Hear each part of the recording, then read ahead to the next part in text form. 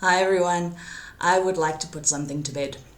The conversation on forums for parents of estranged children and forums for adult children of toxic parents may be worlds apart.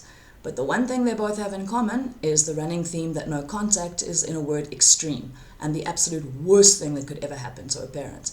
But when we start comparing no contact to what preceded it, we start to see that there are far more extreme measures these adult children could take than just distance. Legal measures, restraining orders, involving the police or court systems, even disclosing the truth to their parents' extended families and communities are all measures that are far more extreme than just distance.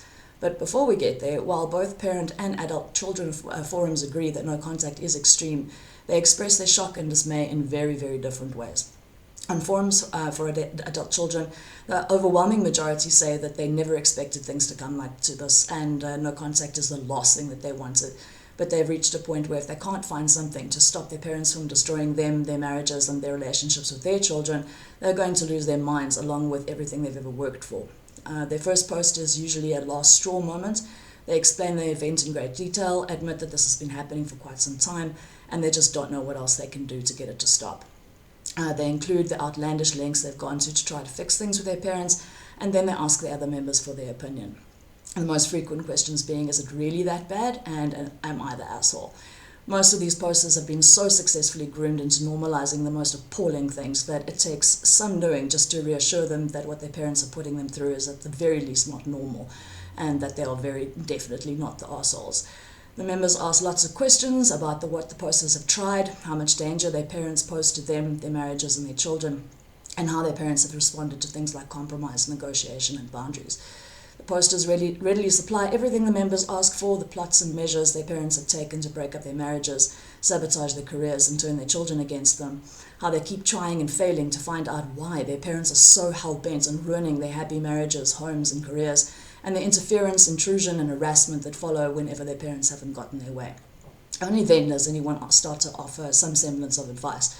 At this point, the abuse and neglect they experienced as children isn't mentioned. They're so desperate to find a way to stop their parents from destroying their presents and their futures that their pasts don't even come up. It's only well after no contact, when these members have had some time away from the constant chaos their parents keep them in, that they even begin to process their childhoods. But even then, it's very seldom that anyone will say outright that the poster should go no contact. What they do offer is a comparison of the poster stories to their own, what they did to rectify things in their situations, how they feel about their decisions now, and to wish the posters the strength they'll need to get through this, whatever they decide.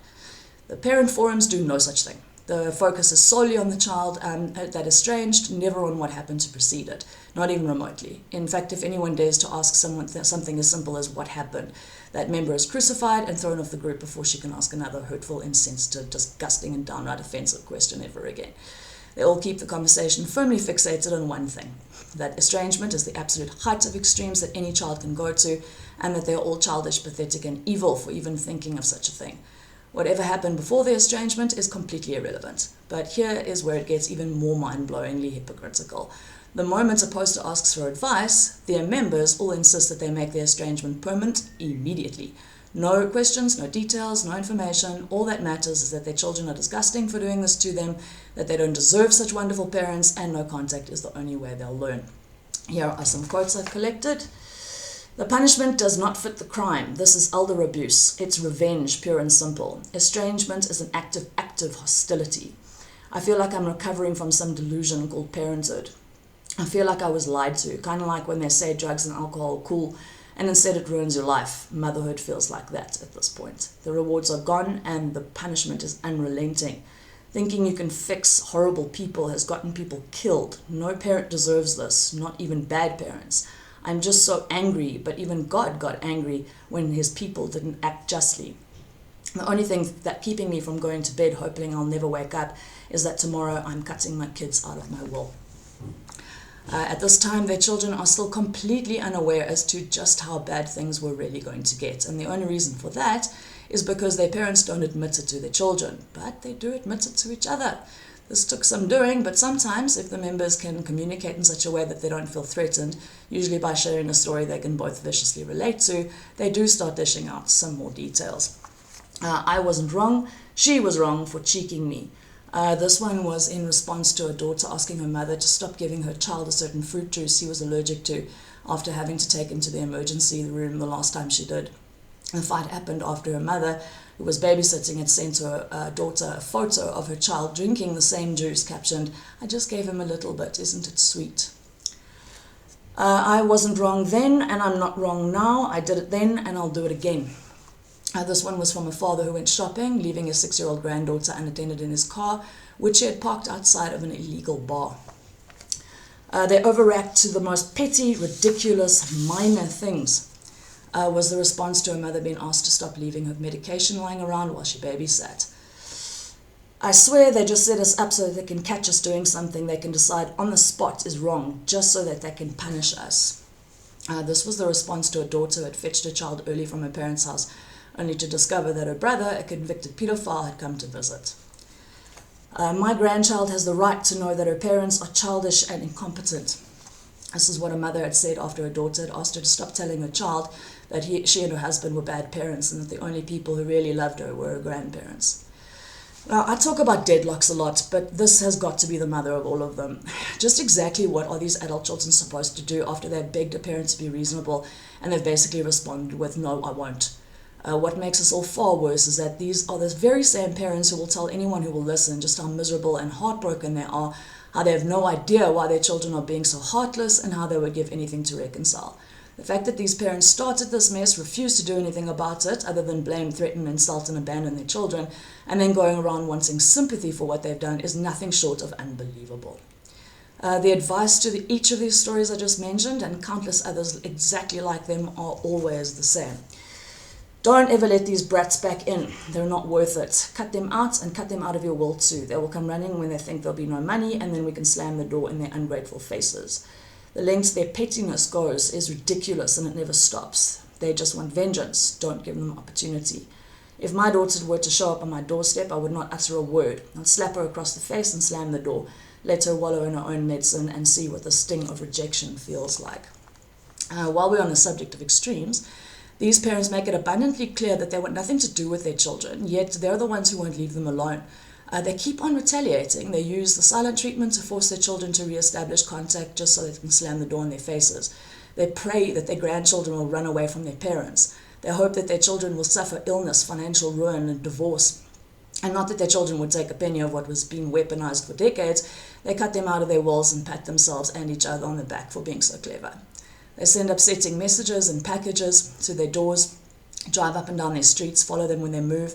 They sue, and they try whatever they can to take their children away from them, yet they accuse their children of wreaking revenge. Which begs another question. If these children were out for revenge, but their parents were nothing but wonderful, what exactly are they exacting their revenge for? These children are feeling a lot of things, but vengeful is not one of them. They're confused, they're shocked, they're devastated, but I've yet to come across one who is out for revenge. They're not even out for accountability. Even the most severe cases of abuse are never even reported. They just want to pick up the pieces of their lives without their parents or their people or their parents, recruits to keep harassing them and making things even more ugly and more dangerous than they already were. What I'd like to put to bed is this. Even though both the parents and the adult children think that no contact is extreme, what doesn't cross their minds is that it's not nearly as extreme as things could be. What these parents did, the psychological, physical, and sometimes sexual abuse these children were put through at the hands of their parents or their parents' partners or friends, and the emotional and physical neglect they experienced throughout their childhood warrants a far more severe reaction than just distance.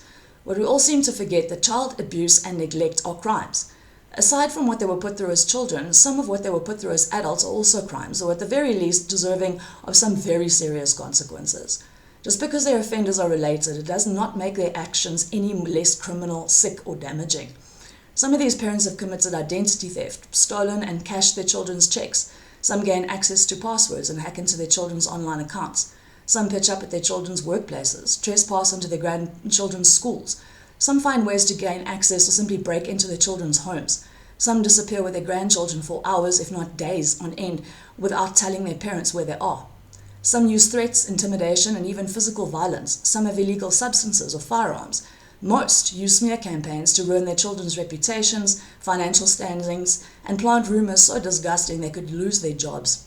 They call child protective services or sue for grandparents' rights for no other reason than to torment their children, keeping entire families tied up in the legal system, inundated with legal bills, not to mention the horror of having to prove to social workers and courts that their children aren't being abused, and the sheer terror of the threat of having their children taken away by the very people who abused them. Theft, trespassing, breaking and entering, kidnapping, possession, and assault are crimes. So are stalking, harassment, slander, defamation, parental alienation, and perjury. Yet none of them face the consequences of these actions. Why? Because their victims are their own children and grandchildren.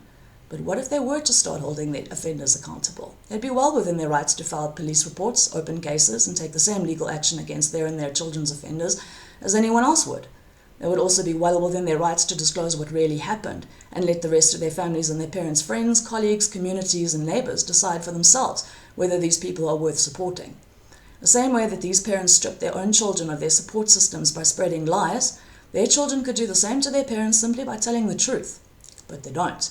The overwhelming majority hold their silence, keep their parents' secrets, and protect the very people who never protected them. So no contact is not even remotely the most extreme action an adult child can take. When you compare no contact to what preceded it, and the threats, retaliation, and tantrums that followed, putting a bit of distance in the way is by no means as extreme as justice would be. Ironically, no contact is actually the best outcome for these parents because it protects them from the accountability and the repercussions they'd have to face if their victims had been strangers instead of their own children. So no contact doesn't seem so extreme now, does it? Please join my Patreon where you can chat to me and see more of my work, patreon.com/Kirsten Alberts. The link is in the description. See you soon.